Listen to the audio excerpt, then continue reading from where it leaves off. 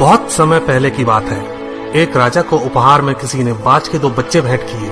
वे बड़ी ही अच्छी नस्ल के थे और राजा ने कभी इससे पहले इतने शानदार बाज नहीं देखे थे। राजा ने उनकी देखभाल के लिए एक अनुभवी आदमी को नियुक्त कर दिया। जब कुछ महीने बीत गए तो राजा ने बाजों को देखने का मन बनाया और उस जगह पहुंच गए जहां उन्हें पाला जा रहा था। राजा ने देखा कि दोनों बाज काफी बड़े हो चुके थे और अब पहले से भी शानदार लग रहे थे। राजा ने बाजों की देखभाल कर रहे आदमी से कहा, मैं इनकी उड़ान देखना चाहता हूँ, तुम इन्हें उड़ने का इशारा करो। आदमी ने ऐसा ही किया। इशारा मिलते ही दोनों बाज उड़ान भरने लगे, पर जहाँ एक बाज आसमान की ऊंचाइयों को छू रहा था, वहीं दूसरा कुछ ऊपर जाकर उसी डाल पर आकर बैठ गया जिससे वो उड़ा था। ये देख राजा को कुछ अजीब लगा। क्या बात है, जहाँ एक बाज इतनी अच्छी उड़ान भर रहा है, वहीं ये दूसरा बाज उड़ना ही नहीं चाह रहा। राजा ने सवाल किया, जी हुजूर, इस बाज के साथ शुरू से यही समस्या है, वो इस डाल को छोड़ता ही नहीं। राजा को दोनों ही बाज प्रिय थे और वो दूसरे बाज को भी उसी तरह उड़ना देखना चाहते थे। अगले दिन पूरे राज्य में ऐलान कर दिया गया, जो व्यक्ति इस बाज को ऊंचा उड़ाने में कामयाब होगा उसे ढेरों इनाम दिया जाएगा।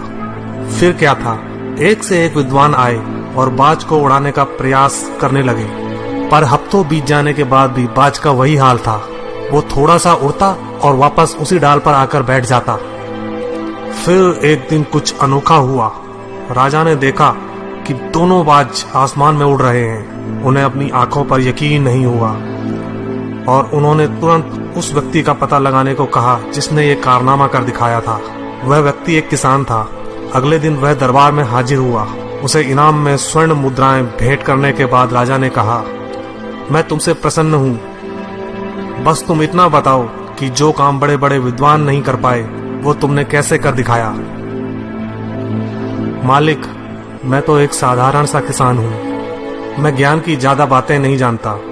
मैंने तो बस वो डाल काट दी जिस पर बैठने का बाज आदी हो चुका था, और जब वो डाल ही नहीं रही तो वो भी अपने साथी के साथ ऊपर उड़ने लगा।